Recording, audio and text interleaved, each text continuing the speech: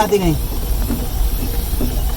अरे ऐसे में क्या है ना, ये जानवर हाथी सबसे खतरनाक है। खाली पिक्चरों में अच्छा लगता है हाथी मेरे साथी, रियल में हाथी सबसे खतरनाक, और वो एलिफेंट जो झुंड से अलग रहता है।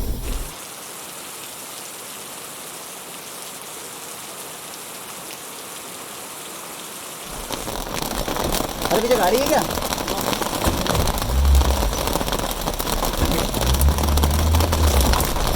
भाई आपने मुझसे स्टार्टिंग में पूछा था ना एक सवाल कि इसका पार्क का नाम जिम कॉर्बेट जिम कैसे पड़ा? इंडिया का पहला टाइगर रिजर्व है, पहला नेशनल पार्क है।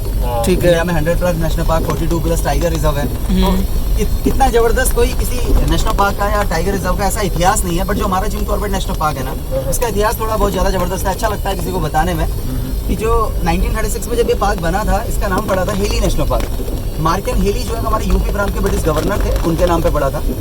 आज़ादी के बाद जब हमारा देश आज़ाद हो गया 1947, इसका नाम रखा Ramganga national park. Ramganga Corbett से लगती एक नदी है जिसे कॉर्बेट की लाइफलाइन बोला जाता है, क्योंकि उसमें 12 महीने पानी का स्तर काफ़ी ज़्यादा रहता है, और कॉर्बेट के जो मेन जोन है डिकाला, उसके बीच में से होते हुए जाती है। ठीक है, उसके नाम पे रखा था। ठीक, उसके 10 साल बाद 1957 में इसका नाम फिर से चेंज किया, इसका नाम रखा Jim Corbett national park. Jim Corbett इसलिए रखा गया क्योंकि जिम कॉर्बेट साहब थे एक शिकारी।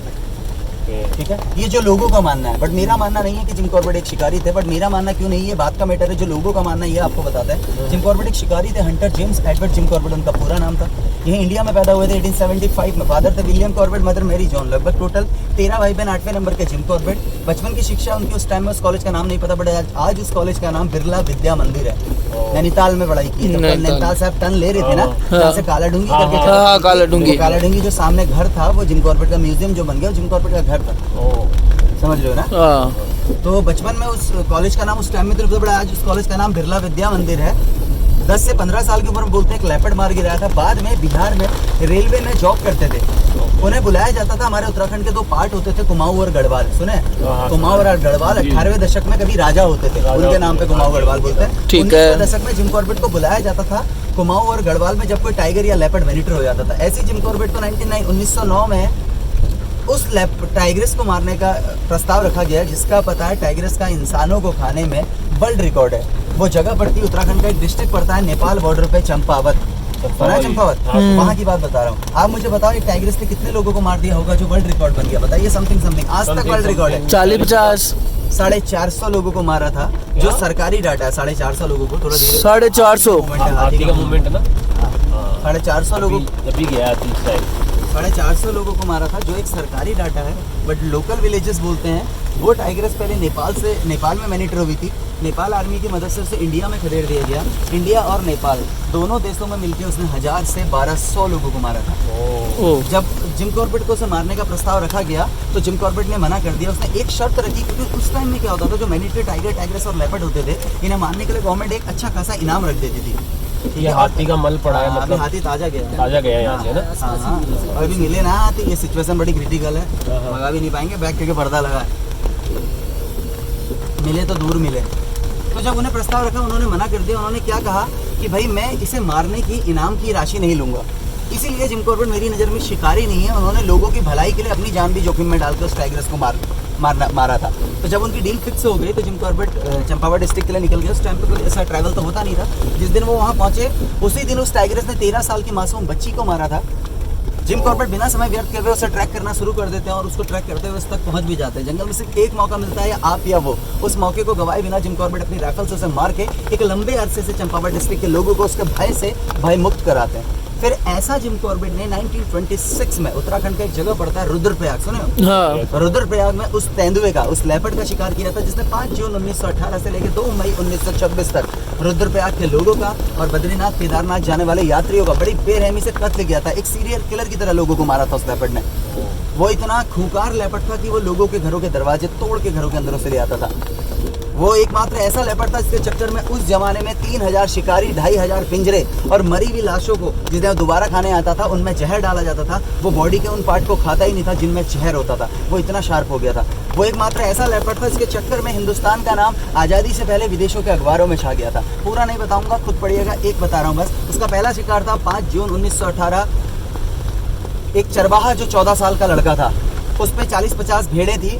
उसका जो मालिक था, उसका 2 कमरों का मकान था। ऊपर वाले रूम में मालिक रहता था, नीचे वाले रूम में चरवाहा रहता था। चरवाहे के रूम का एक दरवाजा था, कोई विंडो नहीं थी। उस पे 40-50 भेड़ें थी। उसका मालिक क्या करता, चरवाहे को रोज सूरज उगने के उगते ही जंगल में भेज देता, सूरज ढलने से पहले वो चरवाहा वापस आया। जब चरवाहा वापस आता तो वो 50 भेड़ों को नीचे वाले रूम में पहले चरवाहे को डालता, फिर 50 भेड़ों को कुछ कूट के भर देता, दरवाजा बंद कर देता।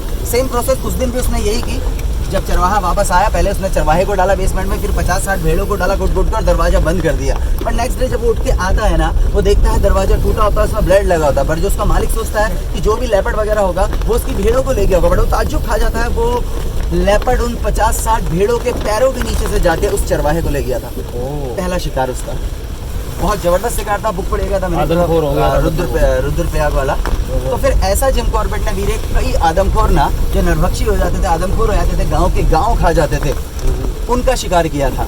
उन लोगों से पूछो, यहाँ कोई शिकार नहीं हुए, तो उन लोगों से पूछो जिन्होंने दर्द झेला। आज भी आप रुद्रप्रयाग जाओगे, जिस पेड़ से जिम कॉर्बेट ने उस लेपर्ड को मारा था, मचान बना के मारते थे ना, उस पेड़ को पूरा म्यूजियम बना दिया है। और 25 जुलाई को जिम कॉर्बेट के बर्थडे को वहाँ पे एक बड़े फेस्टिवल की तरह मनाया जाता है। 8 साल बहुत होते हैं गुरु एक काले साए में, वो भी एक बाघ के चक्कर में।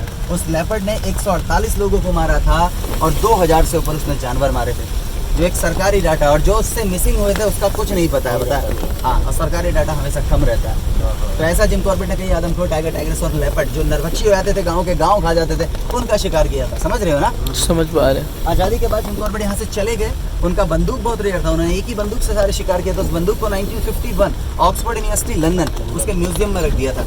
1953 में जिम कॉर्बेट अपनी बहन, उनकी बहन का नाम था मैगी कॉर्बेट, पेड़ों पे मचान बना के केनिया में रहते थे। तो ब्रिटेन की राजकुमारी एलिजाबेथ जब केनिया दौरे में थी, तो एक राजकुमारी एक हंटर से इतनी प्रभावित हुई कि उनसे मिलने के लिए उनके वॉच टावर में आई और कुछ दिन रही थी। जिम कॉर्बेट एक अच्छे राइटर भी थे, इतने जबरदस्त राइटर थे कि उनके लिखी हुई बुक अगर पढ़ लोगे रोंगटे खड़े हो जाएंगे।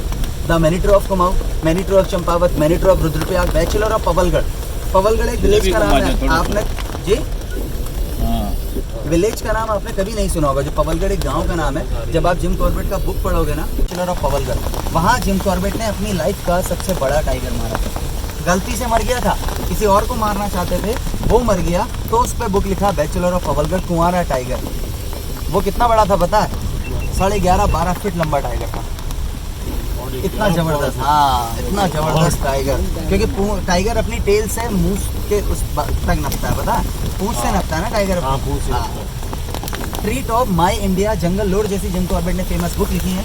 1956 में जिम कॉर्बेट केनिया में एक्सपायर हो गए थे, तब उन्हें श्रद्धांजलि देने के तौर पे 1957 में इस नेशनल पार्क का नाम उनके नाम पे रखा था। आया समझ में? 1936 में जब ये पार्क बना था, इसका क्षेत्रफल कुल 323 स्क्वायर किलोमीटर था। आज इसका क्षेत्रफल 1288 स्क्वायर किलोमीटर है। 2 स्टेट लग जाते हैं, 4 डिस्ट्रिक्ट लग जाते हैं, 8 गेट पड़ते हैं। हर गेट से दूसरा गेट का दूरी 70, 60, 35 या 40 किलोमीटर है। एनिमल का जो यहाँ पे काउंट है, ध्यान से सुनिएगा, पूछते भी रहेंगे कभी। 250 plus tiger, 1000 plus elephant, 50,000 plus deer, 600 plus bird, crocodile, leopard, जंगली भालू, monitor lizard, marten, mongoose, jackal, snake में viper, panther, cobra, king cobra, common krait. 110 प्रकार के ये अलग अलग नेचुरल पेड़ है, दिखाओ पीछे पूरा। और 51 प्रकार की अलग अलग झाड़ियाँ हैं और 30 प्रकार के अलग अलग बांस हैं, बैम्बू। ओके, मैंने आपको बताया यहाँ पे 250 प्लस टाइगर है। कैसे काउंट होता होगा आप मुझे बताओ, यहाँ पे गिनती कैसे होगी? जैसे आपके राजस्थान में रणथंभौर है, ये सब जंगल किसी जमाने में राजाओं के हंटिंग पॉइंट होते थे, समझ रहे हो ना? वहाँ आपको ऐसा जंगल नहीं मिलेगा। आजकल आप रणथंभौर जाओगे, आपको पूरा ड्राई मिलेगा। हाँ, ड्राई मिलेगा। जंगल इतना घना है, इतना ग्रीनरी है इसमें कि इस टाइम में भी इसमें ग्रीनरी बची है। इतना दम है इस जंगल में, लगा रहे हो ना? नहीं तो सूखा पड़ने का टाइम है। रणथंभौर साइड, सरस्का और जगह पार्कों में जो टाइगर काउंट होता है, वहाँ के टाइगरों की एग्जैक्ट लोकेशन पता रहती है। वो काउंट करते हैं बड़े भाई कॉलर से। उसके गले में एक जीपीएस डिवाइस होता है, कॉलर डाल देते हैं। बट हमारे पार्क में ऐसा नहीं है। कि यहाँ पे क्या है पता? यहाँ पे जब गिरा हुआ पेड़ नहीं उठा रहे तो ऐसा कैसे कर देंगे? यहाँ पे टाइगर काउंट कैसे करते हैं? 250 प्लस टाइगर मैंने कैसे बताया? यहाँ पे गवर्नमेंट कैमरा लगाती है, कैमरा अधिकतर लगाती है। मेट सीजन में कैमरा लगाएगी पेड़ों की जड़ों पे। अगर एक कैमरा इधर लगाया है पेड़ की जड़ पे, तो ठीक इसकी विपरीत दिशा में भी दूसरा कैमरा लगता है। अभी आप सोचोगे फोटो एक से भी आ सकता है, 2 तरफ से कैमरा, क्या मतलब? 2 तरफ से कैमरा सिर्फ टाइगर के लिए, क्योंकि जब उसके बीच से, ध्यान से सुनिए, जब उसके बीच से टाइगर गुजरता है, कैमरा दोनों तरफ से क्लिक करता है। हर टाइगर का अपना एक अलग ब्लैक स्ट्रैप होता है, समझ रहे हो ना? जैसे होती है हमारी फिंगरप्रिंट, इससे होता है इनका काउंटिंग। यहाँ ये तो पता है कितने टाइगर, पर ये नहीं पता कहाँ पे। हाँ। इसलिए यहाँ के टाइगर को रेस्क्यू करने में प्रॉब्लम हो जाता है जब वो नरभक्षी होता है, आदमखोर होता है। अपनी गाड़ी पीछे आ रही है, आ रही है। आप अब गाड़ियों को छोड़ दो, गाड़ी अपने आप घूमेंगी अपने हिसाब से। अब छोड़ दो, हमारा काम था अंदर डालने तक बस। सबको साथ लेके चलेंगे तो नहीं घूम पाएंगे वीरे, ठीक है। अगर मौसम अच्छा भी रहता तो एनिमल देखने के लिए मैं सारी गाड़ियों को अलग अलग भेजता, ना कि 5 गाड़ियों को इकट्ठे चलाता।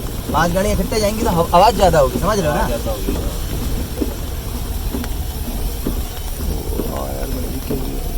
ये वॉच टावर है क्या? बताओ भैया, वॉच बताओ। टावर है ये पीछे जो वॉच टावर है। हाँ, यहाँ से जो ये रूट है, इस रूट पे टाइगर्स मूवमेंट करता है। यहाँ पे ना आसपास जो एरिया है वहाँ पे वाटर होल्स हैं जो उसके पानी के पॉइंट है, तो इसको अधिकतर फॉलो करता है टाइगर। ठीक है।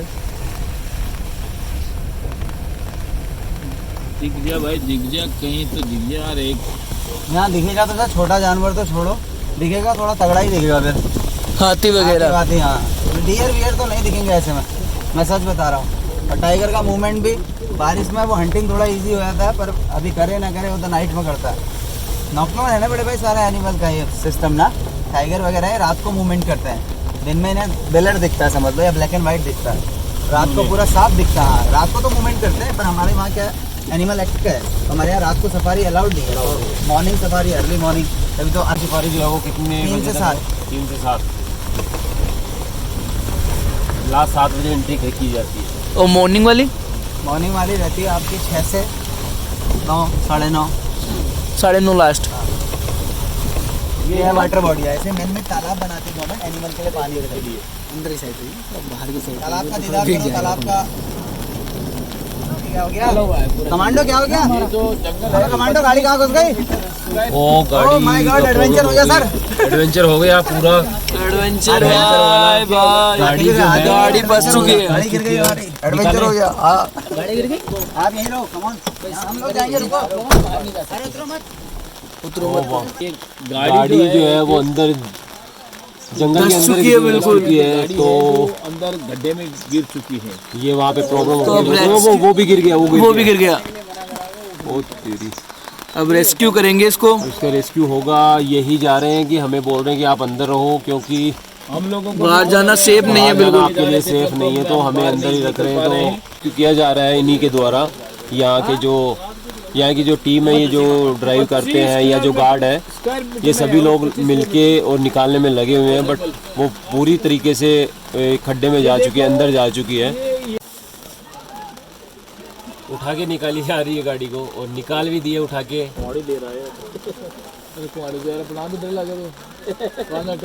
वो निकल चुकी है गाड़ी, उठा के निकाल दी। और यहाँ पे सारी जिप्सियाँ जो इकट्ठी हो चुकी है, सारी लगभग जितनी जिप्सियाँ आई है वो सारी यहाँ पे इकट्ठी हो गई। इस जिप्सी को निकाल दिया बाहर, ये देखिए।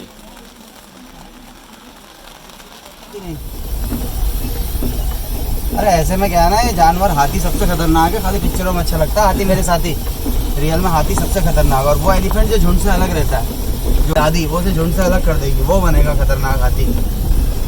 भाई ये तो उनका मेटिंग सीजन का टाइम है, इस टाइम में तो बना देते हैं फुटबॉल। टिकाला का बड़े भाई इसलिए बेस्ट, एक तो वहाँ पे स्टे कंपलसरी है। अगर आपने जीप सफारी करना है तो एक रात आपको जंगल के अंदर रुकना पड़ेगा। टिकाला रुकना पड़ेगा। सरकारी गेस्ट हाउस होते हैं फॉरेस्ट डिपार्टमेंट के, ब्रिटिश टाइम के बने हुए, FRH बोलते हैं उन्हें, फॉरेस्ट रेस्ट हाउस। कुछ उनकी गाइडलाइन भी होती है, जैसे कुछ नियम है, जैसे चटकीले कपड़े नहीं पहन सकते हो आप वहाँ पे, परफ्यूम नहीं लगा सकते, म्यूजिक नहीं, नॉनवेज नहीं, स्मोकिंग नहीं, ड्रिंक नहीं। आप फुल नेचर को फील करके रहोगे, समझ रहे हो। नाइट स्टे का मतलब नाइट सफारी नहीं, नाइट स्टे का मतलब आप रहोगे जंगल के अंदर, घूमोगे। DVGT टाइमिंग यही रहेगी, मॉर्निंग 6 से 10। नाइट में बस स्लीप करना। हाँ, जंगल के अंदर आप रुकोगे, चारों तरफ से आपकी सोलर फैंस होगा, और पूरा नेचर को फील करके जो आवाज़ें होती है वो आप अपने रूम में इजीली सुन सकते हो। टिकाला इसलिए बेस्ट है टिकाला मतलब। और ऊपर से पानी का जो लेवल है वहाँ पे, जो रामगंगा नदी, वो काफ़ी ज़्यादा है, ठीक है। आएगा नहीं, लास्ट में कहाँ आ जाएगा, बफर जोन में। यहाँ भी वो भी हंट करने के लिए बैठा है उन गाय भैंसों को ही। पर इसी दौरान जब जंगल में गाँव की लेडीज आती है, घास काटने के लिए झुकती है, तो जब ये घायल टाइगर उस पर झपटेगा, तो उस कंडीशन में अगर इंसान उससे मरता है तो यार ये तो बड़ा इजी शिकार था यार, वो सोचता है। मैं तो खाली डरता था इंसान से, समझ रहे हो ना। तो ये जो बातें मेरी है ना वीरे, ये एक मूवी आई है विद्या बालन की, शेरनी। ये मेरी बातें समझ लो मूवी में दिखाई गई हैं, ऐसी है। ये सब बातें ऐसी हैं, जंगल की बातें, उसमें सच दिखाया गया है। कॉर्बेट में मूवी बनी थी काल बनी थी। काल अजय देवगन, लारा दत्ता वाली। वो जंगल से रिलेटेड नहीं थी भैया, वो फेक थी। मतलब ऐसा टाइगर का भूत वगैरह कुछ नहीं होता। आदम को ने टाइगर का भूत दिखा दिया था, हॉरर बना दिया था मूवी को, तो इसका कुछ नहीं होता। जो सच है वो अभी एक विद्या बालन की मूवी आई है शेरनी, उसमें सब दिखाया। मैंने बताया ना मैनेटर होने का क्या है, ये है कारण। जब शरीर के अंग खराब हो जाए, बूढ़ा हो जाए, अपने शिकार को कवर ना कर पा रहा हो, आप यहाँ खुली गाड़ी में सफारी कर रहे हो। कई लोगों का सवाल होता है जब टाइगर करीब से देखता है फिर पूछते हैं यार युवराज भाई खुली गाड़ी में मुझे यार ऐसा अटैक वगैरह तो नहीं करता है। ये मैंने आपको टाइगर कितने बताए यहाँ पे 250 प्लस, 250 प्लस बताए 50,000। 50,000 इन 50,000 हिरणों की वजह से ही आप खुली गाड़ी में सफारी कर पा रहे हो। ओके, जिस दिन ये हिरन कम होने लगे ना तो हमें टाइगर नहीं ढूंढना पड़ेगा, वो हमें ढूंढता पाएगा। समझ रहे हो ना? सही है। तो यहाँ पे उसे फूड अवेलेबल है, अभी उसके फूड मेन्यू में ह्यूमन नहीं है, उसको अपने डियर, उसे क्या मतलब इंसानों से यार, शाही एनिमल है ना, नहीं मतलब है। हाँ, जिस दिन उसे फूड मिलना बंद हो गया तब आएगा वो। तो क्या भूखा थोड़ी रहेगा उस यार? दिन उसके मेन्यू में आप हमारे रूम बनाया जाएगा। अब जो उसे मिलेगा वही खाएगा फिर। चलता आ जाता है दूसरी इस साइड आगे जाने नहीं दे यार। यहाँ लास्ट कारण बताइए। कारण ये है दूसरी रेंज में आ जाता है, अच्छा, वो झन्ना रेंज में आ जाता है। उस साइड को आगे यूपी भी लग जाता है, झन्ना से आगे को जाके यूपी का जंगल लग जाता तो हमें यही मुड़ना पड़ेगा। इसके अंदर कहीं ना कहीं रुक गए। ऐसी स्थिति है। ये वाले जो है ना रेड चंदन, कौन सा है? लाल चंदन बोलते हैं इसको। कहाँ है? ये वाले तीनों पेड़ जो दिख रहे हैं ये तीनों पेड़, ये रेड चंदन है। हाँ रेड चंदन है। इसको अंदर इसमें गोल टाइप का होता है 20 सेंटर वो में। पुष्पा वाले। हाँ पुष्पा वाले। पुष्पा वाले चंदन है क्या? एक मिनट, ये कड़ी पत्ता है। ये कड़ी पत्ते है। हरी पत्ता है सारा नेचुरल। ये हाँ पड़ता है ऐसी लगा। और यहाँ के और घर वाले कड़ी पत्ते में काफी डिफरेंट मिलेगा। हाँ। एक्चुअली आपको तोड़ोगे तो इतनी स्माइल करेगा, काफी स्माइल करेगा। बहुत हार्ड रहता है इसका खुशबू। देखो, आराम से चलो, आराम से चलो, एक गाड़ी तो फंस गई है और मत फंसना। ये आ गए कैंपस पे। ये यहाँ पे लगभग कैंपस आ गया हुआ 90-12 का है ना सर, कैंपस 90-12 का है। और यहाँ पे ट्री हाउस बना हुआ नाइट स्टे के लिए ना, ऊपर ट्री के ऊपर। है युवराज भाई। ये गेस्ट हाउस है बड़े भाई, ये ट्री हाउस बनाया देखो पेड़ों पे घर एक। तो युवराज भाई ये यहाँ पे क्या होता है ये बताइए। फॉरेस्ट के कैंपस है बड़े भाई, अंग्रेजों के टाइम के बने हुए गेस्ट हाउस होते थे ब्रिटिशियन के। तो अभी 1912 का बना हुआ गेस्ट हाउस है, ये बता रहे हैं भैया ना।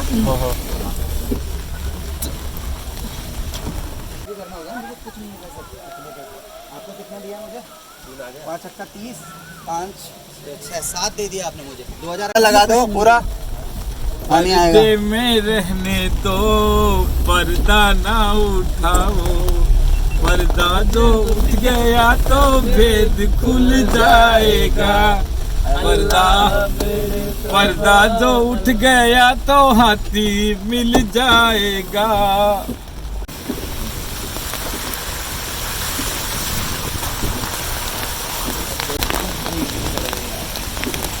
कीचड़ ना हो ना बस, टायर स्लिप नहीं मारेगा।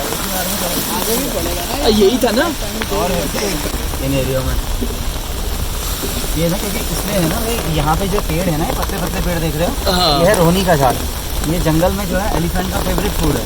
हाथी इस पेड़ को बहुत पसंद करता है क्योंकि ये पेड़ ठंडा होता है। हाथी गर्म बहुत होता है, अपने को ठंडा रखने के लिए इस पेड़ को हेबिटेट में लेता है अपने। और इस पेड़ में फरवरी मंथ में एक रेड कलर का फल आता है। उस फल को अगर आप अपने हाथ से रगड़ोगे तो आपके हाथ में रेड कलर लग जाएगा। तो हमारी पुरानी टाइम की लेडी जो ओरिजिनल सिंदूर लगाती थी ना, वो इसी का बनता था। ये सारे रोहनी के झाड़ है, सिंदूर अच्छा, के पेड़। इस पेड़ से सिंदूर बनती थी। ओरिजिनल, अब तो सब केमिकल है ना। केमिकल है अब तो। हाँ, ये सिंदूर का पेड़ है भैया सारा। ये सामने जो दिख ये जो रहा है ये रोहनी के पेड़ है रोहनी ना? के झाड़। हाथी से खाएगा, तोड़ते रहता। हाथी पसंद करता है जब ये गर्म होता है ना। हाथी पे आजकल मेटिंग सीजन का टाइम है तो खुद को ठंडा रखता और है। ये कूल नेचर के होते और हैं। जाड़ों में बांस खाने चले जाता है हाथी, समझ ना, क्योंकि जाड़ों में उसे गर्म देता है। ये नदी सूख चुकी है ना, बरसातों का पानी आता है।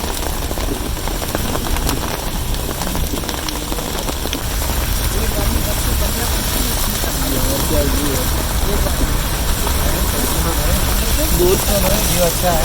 हाँ, इसे फॉरेस्ट एकदम मैदान है, सीधी रोड।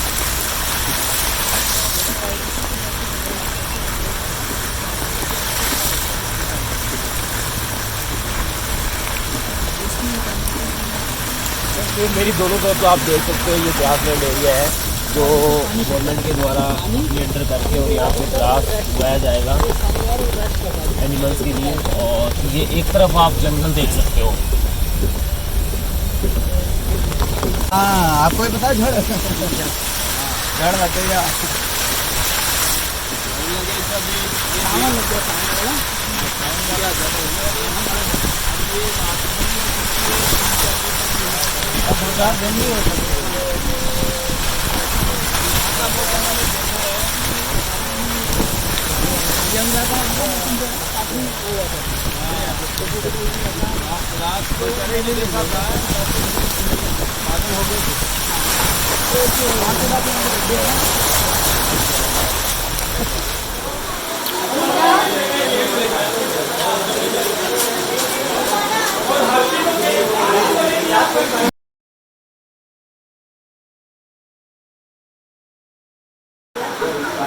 तो पूरा फॉरेस्ट राइडिंग करने के बाद सुबह ब्रेकफास्ट भी नहीं किया था। अब पूरा जिम कॉर्बेट नेशनल पार्क घूमने के बाद अब थोड़ा बाहर आने के बाद यहाँ एक ढाबा है जिसका नाम है हरि गोविंद इको वाटिका। तो यहाँ ब्रेकफास्ट किया है हमने और अब यहाँ से सीधा प्लान है हमारा कि होटल में नहीं जाएंगे, जाने का प्लान है ऋषिकेश। तो यहाँ है ना नेचर के साथ जो आंखों से देखे और जो कैमरे में देखे उसमें बहुत फ़र्क है। तो वीडियो कैसा लगा, अच्छा है तो कमेंट करके बताना। और यहाँ आओ नैनीताल या उत्तराखंड कहीं भी आओ, उत्तराखंड के अंदर आओ तो जिम कॉर्बेट नेशनल पार्क आना, ज़रूर आना, बहुत अच्छी जगह। कुछ भाई है जो रिव्यू देंगे कैसा लगा, तो कमलेश भाई बताएंगे कैसा लगा। जिम कॉर्बेट में घूम करके बहुत ही अच्छा लगा।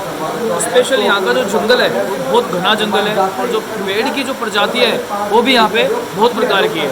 हमने आज यहाँ पे रेड चंदन भी देखा जो एक मूवी में दिखाया गया था। पुष्पा मूवी नहीं है ना उसमें, पुष्पा मूवी के अंदर झुकेगा नहीं साला, झुकेगा नहीं उसके अंदर बहुत भाई विक्रम भाई रिव्यू बता कैसा लगा। जंगल लगा, जंगल बहुत प्यारा है।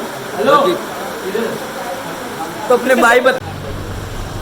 तो ब्रेकफास्ट करने के बाद आप वापस रामनगर आ गए जहाँ हमने गाड़ी पार्क की थी। और कैसा लगा व्लॉग कमेंट करके ज़रूर बताना, इस जंगल में ज़रूर आना। तो बाकी अगला व्लॉग ऋषिकेश का आएगा शायद, तब तक के लिए आप बने रहिए। इस व्लॉग को यही एंड करते हैं।